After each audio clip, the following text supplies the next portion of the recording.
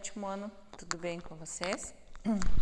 Hoje uma aula um pouco diferente, né? Prof veio para a sala de aula, para o quadro, né? Para matar um pouquinho da saudade aí, tanto de vocês quanto da prof também, do nosso ambiente aqui, né?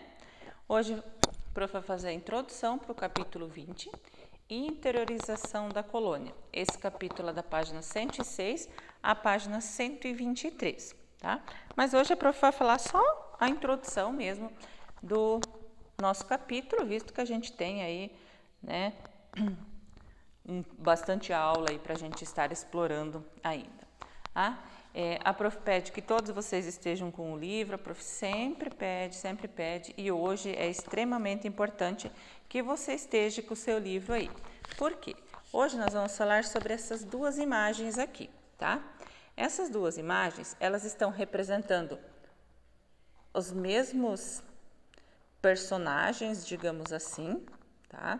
Mas em contextos diferentes, ok?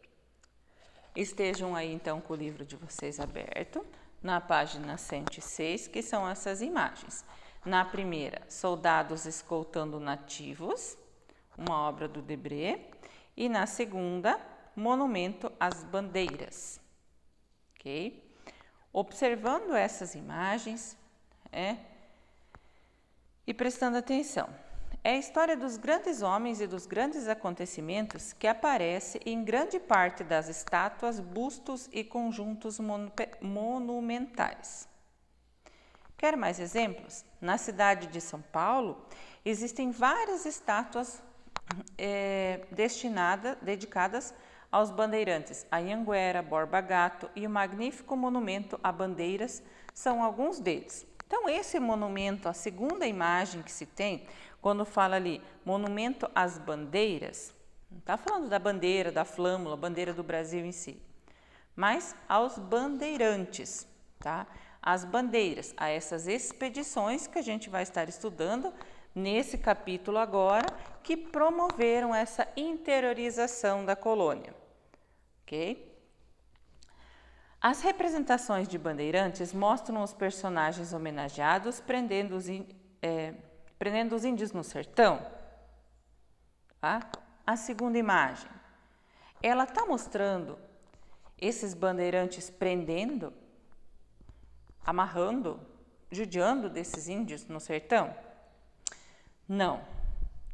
Os negros da terra, como os índios eram chamados pelos não índios, raramente aparecem nos monumentos dedicados aos bandeirantes. No monumento às bandeiras, que fica na entrada do Parque de Ibirapuera, eles foram representados colaborando com os bandeirantes.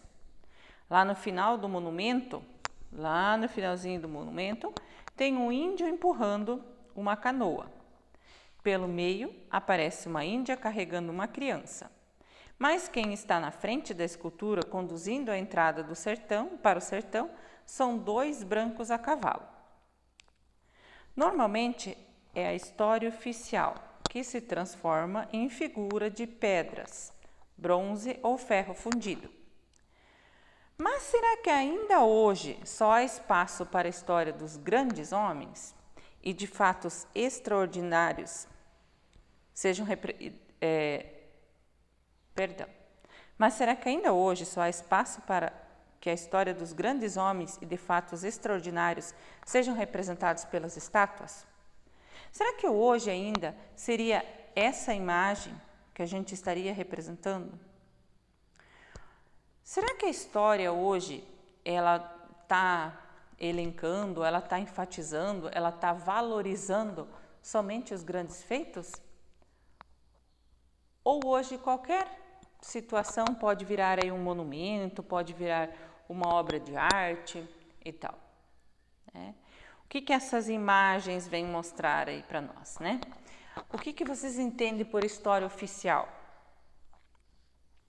Tá?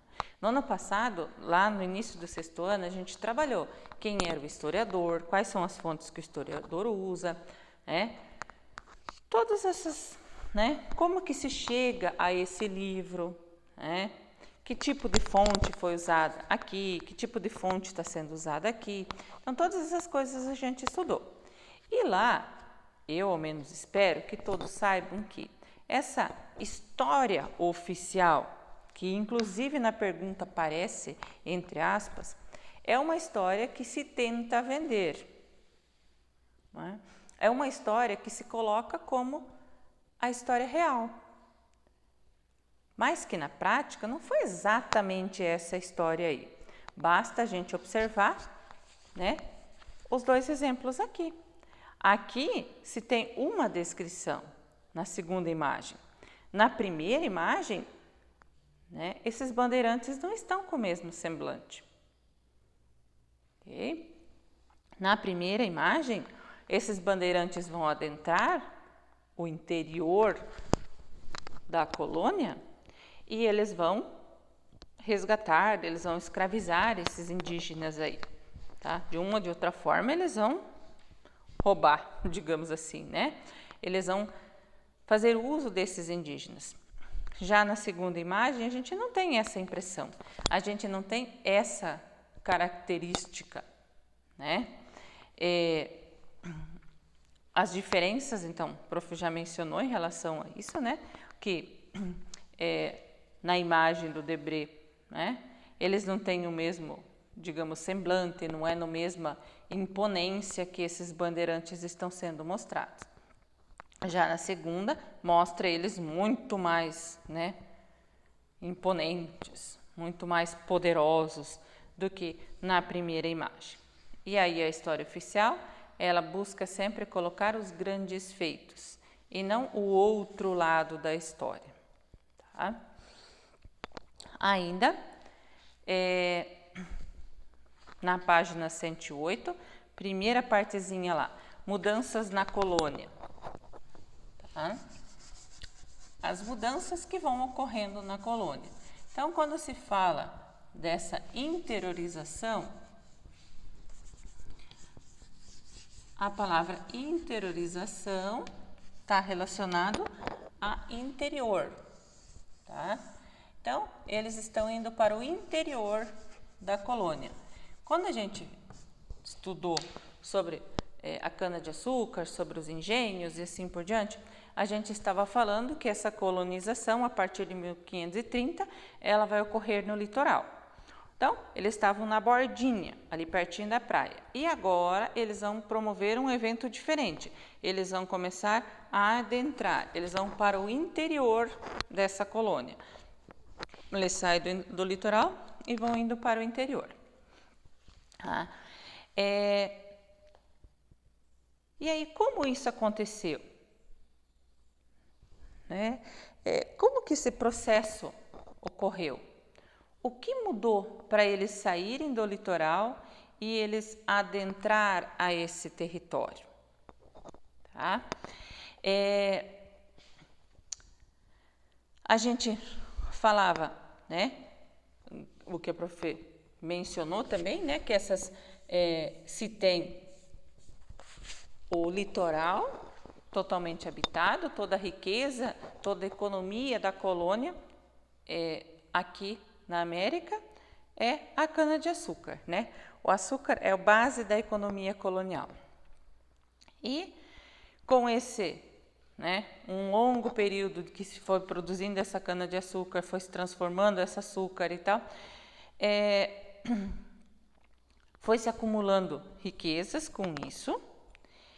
E com esses grandes lucros, então, Portugal começa a promover algumas mudanças. Se tem novas necessidades. E aí a gente pode pensar assim, né? Que quando você tem dinheiro, cada vez, vocês devem ter ouvido esse ditado já. Quando se tem dinheiro, ou muito dinheiro, cada vez vai se conseguindo mais dinheiro. Tá? E aí aqui também, já se tem grandes lucros, né? E aí vai se interferir para aumentar cada vez mais esses lucros, para ir melhorando cada vez mais. Para isso, não bastava ficar no litoral. Eu vou ter que adentrar, eu vou ter que buscar novas terras. Tá? Então, esse vai ser o nosso capítulo agora. Tá? Quais foram os acontecimentos, né, que marcaram a colônia no século XVIII, no século XVII, e modificaram essa colônia? e modificaram ela assim definitivamente, inclusive, né, em relação à sua estrutura, a sua extensão de território. Tá? Nesse capítulo, a gente vai ver a questão, então, de entradas, a questão de bandeiras, tá? Uma forma de ampliar isso, ir para o interior. A imagem de abertura está mostrando os bandeirantes.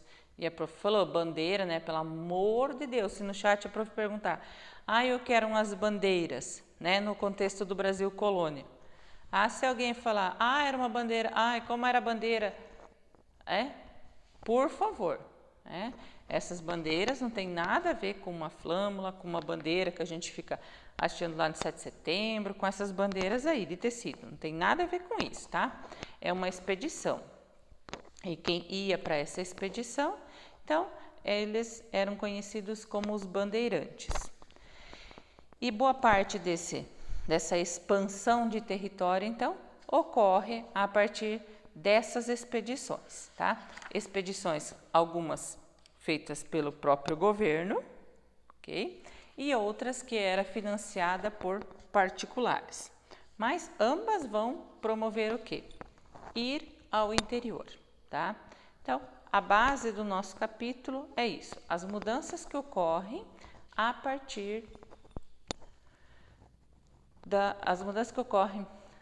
na colônia a partir da interiorização, visto que nós habitávamos o litoral. Beleza, pessoal? Até o nosso chat depois.